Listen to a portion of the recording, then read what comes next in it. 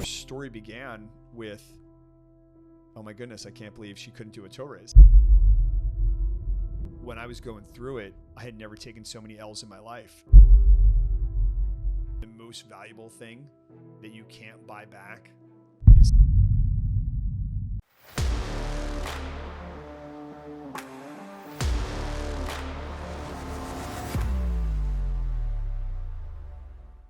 Hey guys, welcome back to Tough Love with Dr. John O'Connor. Today's episode is all about the importance of self-care and why you should make time for yourself and do the best you can to invest in you. Let's get started. What's going on, Matt? Not much. Good to see you, Doc. What's going on, kiddo?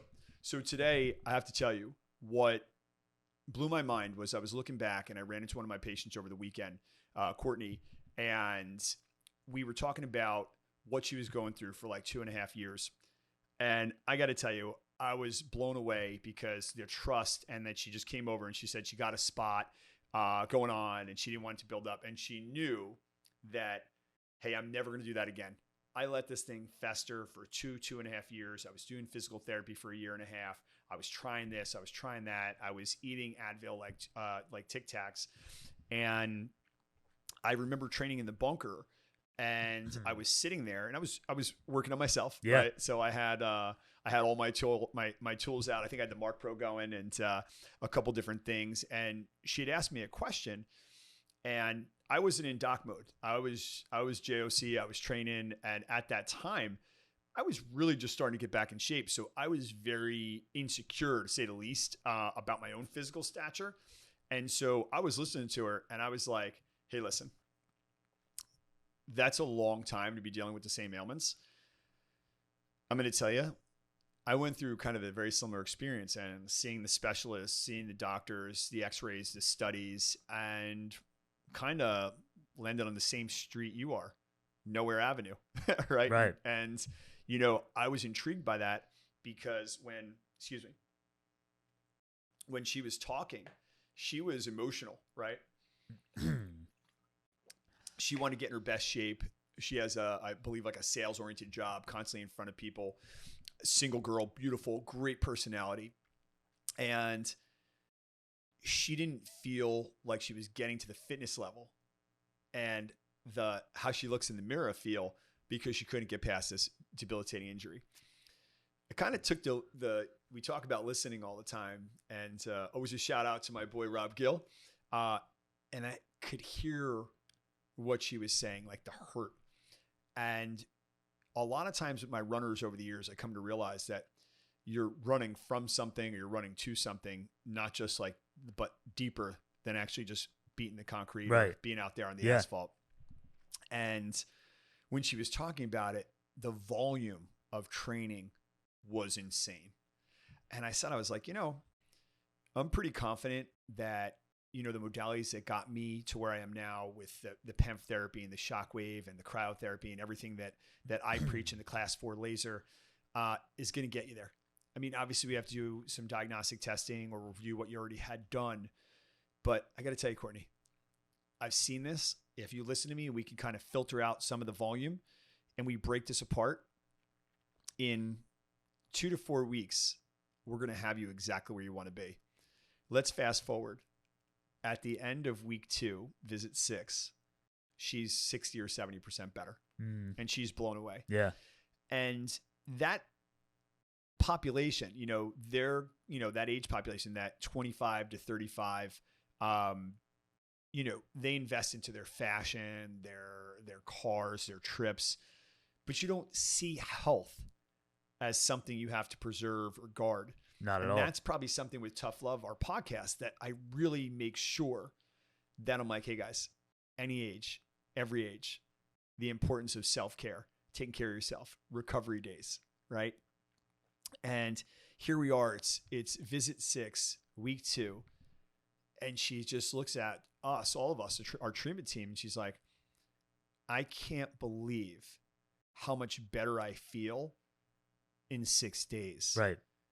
You're talking about weeks upon months of the same thing. And she was so lovely. She didn't say a disparaging remark about them. She said they were competent and they would work her out and do stuff, but just didn't get there.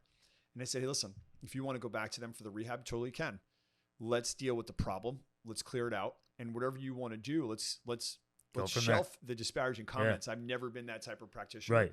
You know, I feel like, hey, if they're doing good by you, you stay there. But if they're not, let's look a little deeper. And, you know, you could always go back. Right. You know? Absolutely. And we go into a few more visits, and she is absolutely blown away. She's 80, 90%. And I cleared her to get back into the different classes and stuff at the Ford Athletic Club. And I saw her the other day, and she's really not had anything at all since we treated her, which is probably 6 to 12 months ago, quite a while ago. Yeah, about 8-9 months. 8-9 months, right? And so we were talking about it again. And this is why you can't just always look forward. You got to look in that rear mirror. And I was saying, like, you know, hey, we got to check in on our patients. Right. Even though we have these miraculous stories, she popped up in my head. I saw her on the elliptical or the stair mill. And she was talking about the volume. And she started running again. And again, you could see the demons. And she smiled at me. And I said, hey, listen, I'm never going to judge. I'm always going to set you up for success. And let's get eyes on it. Let's see if we can just get this, you know, knocked out quick. Yeah. And I said to her, I go, you know, people always say to me, like, you know, you're always posting what you're doing in recovery. I said, yeah. You know, at 49, about to be 50 years old, I'm on the camera all the time working out. And that's, for me, it's just like going back to doc and training and being on court, except that camera is dead in my face. The last thing I want to do is not be able to perform. Right. So if you're talking about like taking that Kobe mindset, and that was my, you know, my idol as a trainer, I always wanted to make kids understand the importance of you got to outwork everybody, right? It's not somebody. It's what not it's all about. But it's always because for you, like you versus you. But again, you're still looking at all those other people. And, you know, I was saying a little bit earlier about average. I don't think you would ever hear Kobe Bryant ever use the word that he wanted to be anything average, other than he was joking, looking at a competitor saying, I think I average about 35 on you. That's about it. Right. And so, you know, but that was it. So I think it's so important that we emphasize and we celebrate those wins. Right. And I think when people are going through stuff, you have to just keep reminding them, like, hey, listen, you know, recovery is part of it. Everyone wants to train for health, for emotional health, for the accolades, for just the human component, right? People love to be socializing, and be with other people. And you have to invest. And Courtney was one. She made a slight investment, went from feeling 40% to about 90%. And Doc, if you were to tell your listeners, how important is it to invest in your body, your wellness, and your health? I live it every day. We had, you know, the pleasure of having, you know, the founder of Incrediwear on a few weeks ago, and he said something that resonated to me. And during my training time, these iconic players, and again, as an on-court basketball trainer, were like the LeBron James, the Kobe Bryant, and both of them are known for their self-care. Yeah. They were 2-3 time a day workout guys, and that their workouts are marveled. I mean, half the video creators on Instagram and social media use their sound bites of all the hard work they put in. So I think that's an absolutely huge part of it. I think that, you know, I know for me, I put in 2 hours a day, 7 day a week. In a 7-day week, I'd say 14 hours to 20 hours I put in. And what I realize is there's so much downtime. Why not do recovery during Take advantage of it. Take advantage of it. That's why it's there. And, you know, we're blessed being, you know, national, international brand ambassadors and working with so many of these companies, but I feel better, you know, and when I feel better, it's so important for me, from being, you know, a friend, a son, you know, this and that, you know, a doctor, a healthcare provider, a mentor, a motivator, that when I feel good, I elevate the room. Yeah. And, you know, can I power through it and not really let people know that I'm not feeling good? Yeah, I did that for 2 years.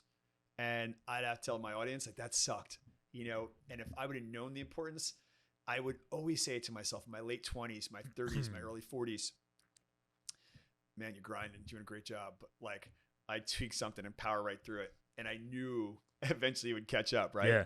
And we always talk about that with regards to deposits and withdrawals. You right. get too many withdrawals, so that balance is going to be negative. Negative real quick. And when it comes to your body, that's just mind-blowing. Yeah. So I would tell you, to your question, I think there's a huge importance. I think people, and it's rough, right? Everybody's pushing, use your healthcare, use your insurance. I know from a small company, the plans that we are subjected to be able to buy and Yeah. afford within the Right. range are atrocious. And the care you get for that is mediocre, marginal care at best, Yeah. right? I mean, don't get me wrong. My primary care physicians I work with out there are absolutely amazing, but for the specialty stuff, you can't get access to it. And we talk about, and I think you're going to bring up one of our interesting cases with the Achilles in a little bit. But when we have these people that have already been down all these different verticals or these pathways trying to get better, I'm it, right? I say it all the time. I'm not just treating the patient. I'm the patient every single day. Yeah. And I'm learning from them. I'm learning how to read them. I'm learning to share my stories and show them vulnerability of what I've been through. We had the amazing story with a patient and her husband that came in, and they talked about marital stuff and the stress. And I was like, yeah, I can relate. When you're in that dark place and you feel like you're a shadow or a memory of what you used to be, and you just don't feel that wholeness. Yeah. That people look and they'll say, well, they'll think I'm cocky or this or that, and I laugh and go, hey man, I work hard to stay healthy. And I know you work hard at work, but when you come home, you're bringing home all the negativity, the pain. But if you came home to take care of yourself so that you can be great for the people around you, the respect you're going to get from them, the love and adoration, because they know you're doing it to be a better version of yourself, or the best version of yourself. If I can help people understand that message, and that's why we say, hey, whether they're going to me, they live in different parts of the country, Selfcare, your cold plunges, your infrared saunas, any of the modalities that we offer, or just eating healthy, there's a huge value to that. You're going to live better. You look at the most successful wellness or life hack people out there, and the 10X Health guys and all these different guys, they're preaching very simple daily values. Yeah, right. But the reality is this: consistency. And if you're consistent, they're investing in the time, and you're doing the work, and you're putting that time in, you're putting that investing back into yourself. Well, guess what? That business, the business of you, that's going to be a 5-star. That's going to be a Fortune 500 company. Absolutely. Right? And there's millions of people out there now that we get patients in that tell you all the time, I don't have time. There's not enough time in a day with the kids, this and that. What would you tell somebody that straight up tells you, I don't have time for myself during the day? One word: unacceptable. It's an emotional time when I look back to when I couldn't physically get myself to an event for my kids or a family event, or I was hiding. And I would say, I didn't make time for myself, and that's what led up to that. And I will never do that again. It is sacred for me to be available to friends, to family, to my patients, to give the best version of myself. And that is my why. And you have to look in the mirror every single day for like 21 days. They say it's like, it takes us a little bit to break a habit, but 21 days to break a habit, something along those lines. Every day, you got to have those affirmations in there to remind yourself, hey, this is my why. These are the 5 things that why I'm here. I'm digging in every single day to get there.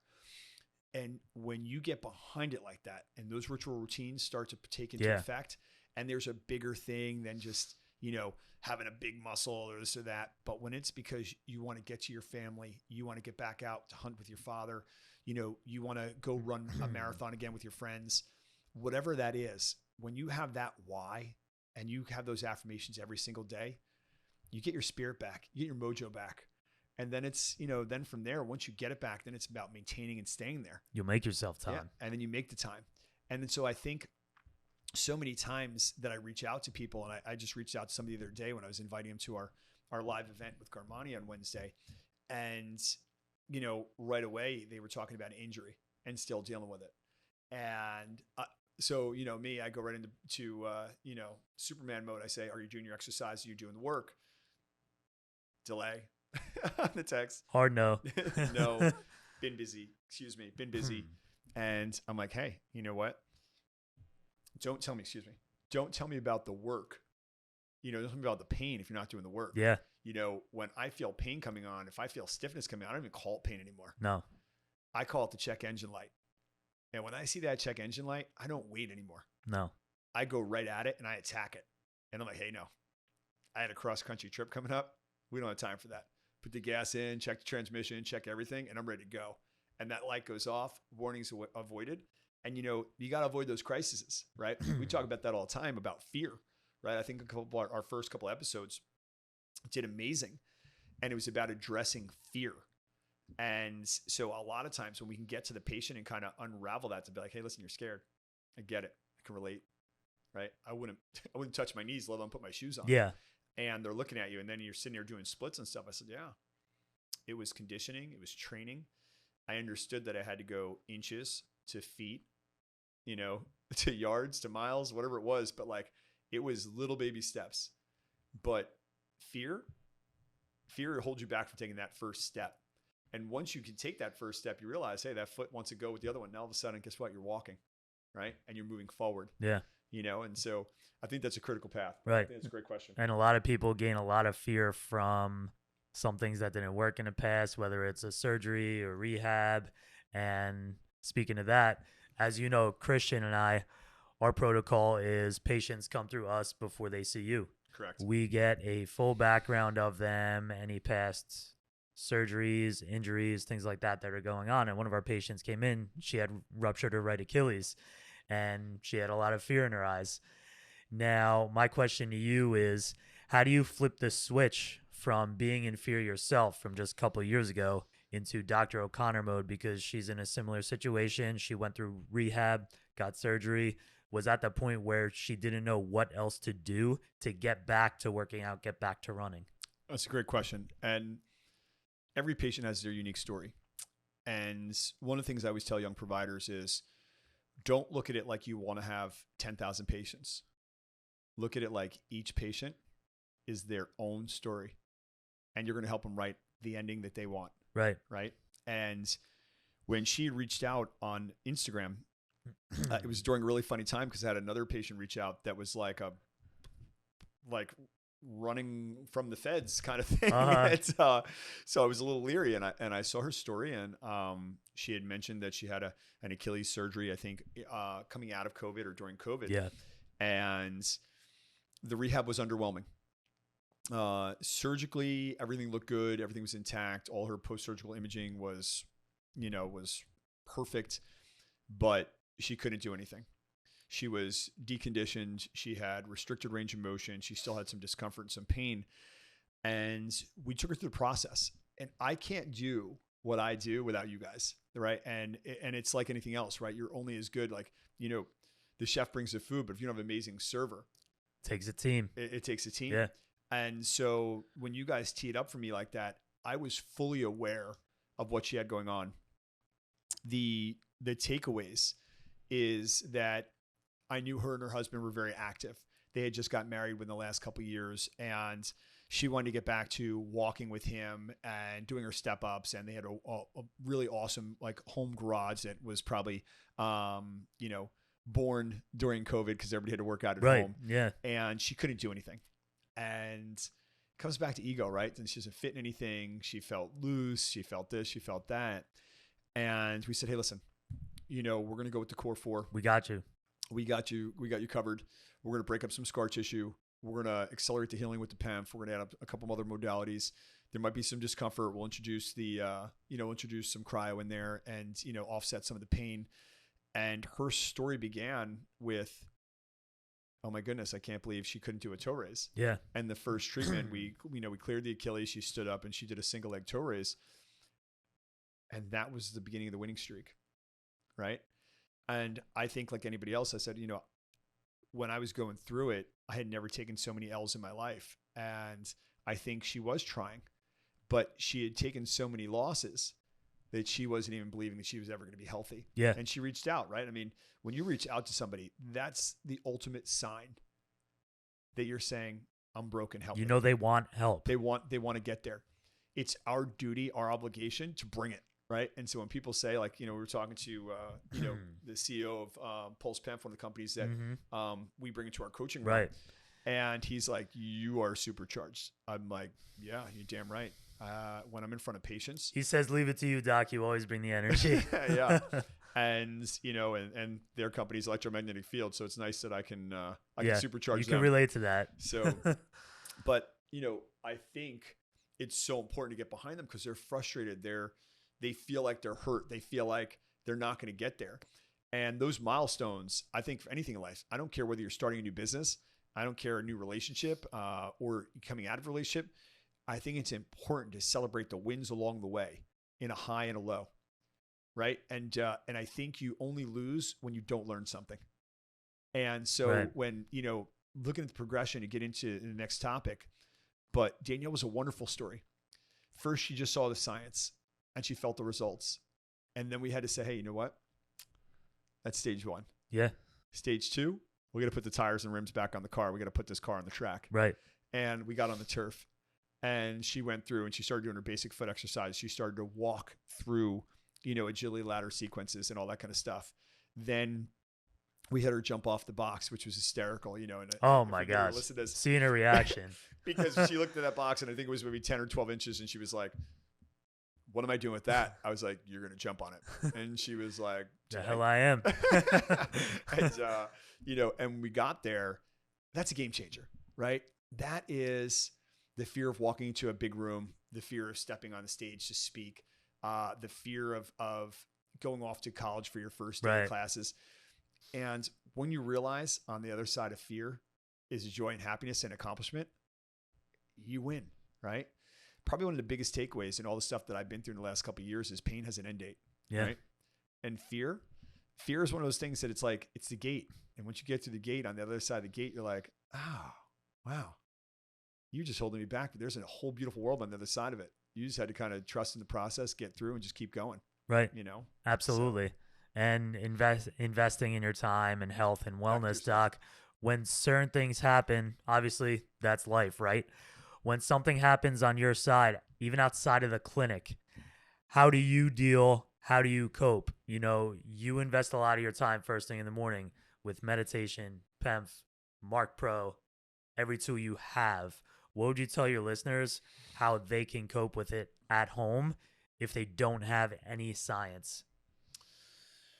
So I think organizing your thoughts is super important. And, we were talking about that, coming up with topics and what to discuss and how to help people. When you're getting busy, what I meaning like you're starting to get anxious, you're starting to speed up and you're getting sped up. And I always bring stuff back to sports, right? You speed people up in basketball and you press them. You slow them down and space them out when you go into a zone versus a man, all these different things. But when you really know yourself and you catch it and you start journaling to say, hey, notice these things are bothering me. Let me shelf them. Let me talk about it a little bit, get it off my mind and get it out on paper. Yeah. Let me get back to the basics. Let me go for a walk. Let me even just take 5 deep breaths. Let me take a cold shower. All of that's free, right? Yeah. It's effort and time, right? And we see so many amazing stories that we help people. I'm like, hey, listen, yes, we want you guys to feel amazing. We're going to offer all the science to you that we can and get you where you need to go. And sometimes it's a basic as the most, powerful thing that we do sometimes is that chiropractic adjustment. Right. Right. And a patient feels amazing because they're like, they trust. They're like, oh, doc, that's all I needed. And then sometimes when somebody's not healing, we're bringing out the core 4 and it's like us saying, all right, time to get the key and fire off the nukes, right? It's the big guns. The big guns. Yeah. Right. But for me, it's the essential basics. It's about identifying that you're speeding up. Right. It's or there's stresses. I mean, for people, it's the holidays. It could be, again, an injury coming back or, a loved one or a family member or a work person that's quit or sick. And they'll usually put everybody first. Yeah. Yeah. And, I think, like I said, during the darkest time for me to this point in my life, I loved one of the Tony Robbins pieces was, hey, what do they say in the airplane? Put your oxygen mask on first before you can help anyone else. Yeah. Right. So when that thing drops down, you're first there. It's got a long cord on it. So if you're going to turn around and help somebody, you can't help anybody if you're broken. Right. Right. And don't get me wrong, there are plenty of tough people out there that'll suck it up. But, you're that much better off. You're that much more of a help and asset to them when you feel good. The energy's real. It's sincere. You're not kind of putting on a charade or an act and then going home and crumbling. And I've been there. It's not a good place because it's going to cost someone. Whether your kids see it and you come home and you're amazing at work and then you're terrible at home. You know, I was listening to Eric Thomas the other day and he was talking about greatness and Superman. You know, you don't want to be Superman at work and you come home and you're a joker. Right. Right. And you're not consistent in your acts. Right. It's not even putting on an act. How do you separate it from how you are inside the clinic to on the streets? Or do you have a different mindset? Are you a helper? Where does your mind go? You know, unfortunately, I haven't really ever been able to separate that. I do know that I try to put my phone in do not disturb when I come home. That was a really bad habit when I first started exploding in the clinics in the treatment realm. I would have people reaching out to me Monday through Sunday from 5 o'clock in the morning to 10 o'clock at night. And I started realizing that I was watching the body language of the family looking at me and going, work's more important than me. Hold on one second. I can get back to them. I can text them. I don't have to text them within 3 seconds of them texting me. Yeah. Hey, I'll be right back to you. I'm in something with my kids. I'm in something with my family. And that's important because the greatest gift you can give somebody is your time. And the most valuable thing that you can't buy back is time. So I would always tell people, hey guys, you know, and we talk about this with our coaching, right? And we have a young doc right now down in Florida that's probably going to bring us on, and 6 days a week, constantly making himself available. And yes, I feel like firmly when you're young, you should be grinding, but there's grinding precision. And then there's reckless abandonment because you don't know what to do. Right. You don't have a system. You're stuck. You're not working. You're just stuck, and you're in survival mode versus thriving mode. So, yeah, I think for me now with having 4 different companies going, I definitely try to channel it. I do shelf things. You hear me say that a lot when you're around me. Like, hey, let's shelf this or table this for now. Absolutely. I don't have the energy for that to give it the appropriate energy it needs. That's a wisdom thing as I'm getting older. And I realize that people are expecting me to come in, whether I'm speaking or presenting or treating, and being extraordinary. And there's no place for ordinary in that mode. So I owe it to myself. I owe it to family and friends and the patients to really try to stay as organized as I can mentally so that output is supercharged. Yeah. So. Right. And we're talking about shelving, organizing. How do you know how to prioritize those daily tasks, those weekly tasks, those monthly tasks? I think that's great. I think as we start closing out this episode, I start that on Sunday, and I torture my social media team because I start blowing up social media on Sundays, and because I get hyped, right? Because I know that if my Sunday is like the Monday scrimmage, right? The week starts Sunday. The week starts Sunday, right? So I have a hard stop at a certain time of the day, and I start doing my recovery. And because it's not the morning and I'm not hiding from blue screen, I may take 2 or 3 hours and be sitting on machines while I'm getting in focus because I want to be as fresh as I can. Right. And then I'm literally working on visualization. I'm programming myself. I'm going through best case scenarios, worst case scenarios. I'm replaying good experiences so that when I meet the next person that I'm trying to change their life, I'm going to say, hey, what I learned from this person that I could have done better, and bring it to them. Yeah. And then when I sit there and imprint on them, that literally they're like, wow, that's amazing. And I'm laughing saying, you know what? I gave myself a 90 with this patient. I knew I could have did better. When I got to this patient with a similar situation, I'm getting 110. And that starts with that visualization, kind of running it through. And again, I always bring stuff back to sports. I've heard so many amazing stories that kind of really resonate with me. Like Drew Brees was an amazing, amazing pregame practice guy. And they said he'd be out there for like 2 or 3 hours, like his personal coach or warm up. ATC is probably warming him up. And he would literally walk through. And think about the mental capacity. He would walk through an entire game without touching a football. Without touching a football, seeing everything on the field from a run to this. And he would simulate the breakdowns. And I mean, not to say it to that level, but in my own head, right? I like to say, you know what? I want to be the MVP. And I would have run through every possible scenario. Hey, you know what? Money's off. What do we do? Hey, we crushed it. What do we do? Because I think everybody can celebrate a win when they're up here. I want to be in the dog pit with the people that got an L and how they're planning on coming back, and their attitude, you can't tell they lost. Yeah. And to me, that's magical. Right. And that's part of the process. So for me, that's that Sunday. I used to call it Sunday Fun Day, probably about, I don't even know, probably when I was about 35. I would jump on that all the time.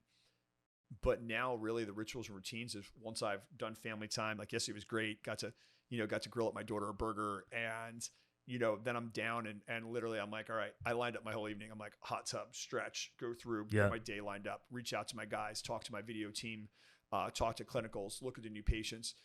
And then literally at a certain time, I'm like, okay, I want to button that down because now I have to unravel it and slow my brain down. Because the last thing I want to do is say, hey, you know what?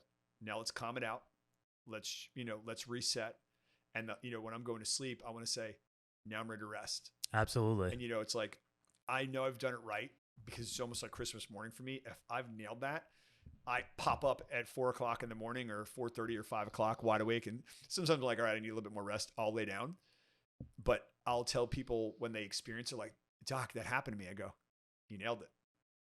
Because if you wake up and you're exhausted, if you wake up and you're distracted, you wake up and you're all over the place. You lost the day. You lost the day. You got to win it. And you got to win that day. And you really, it's like, I think we're about to start the game is WTM, win the morning.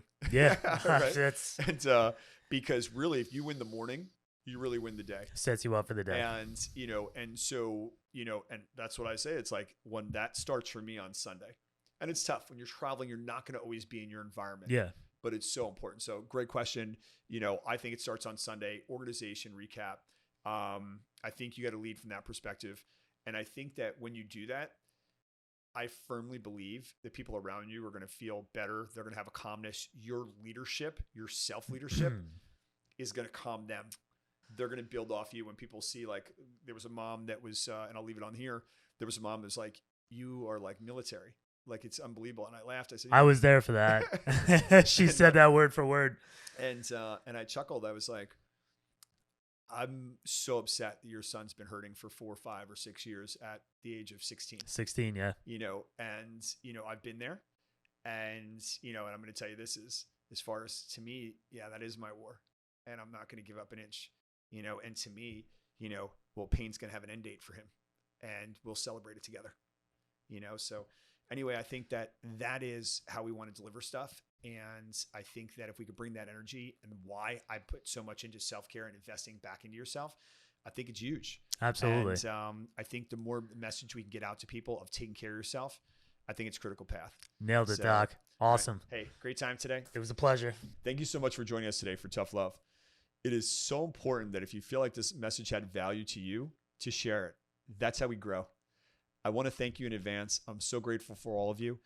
What we do here is just as much for me as it is for you. And, we're only as important as the message that we deliver. And I hope today had a value to you. Thank you again. We'll see you again soon.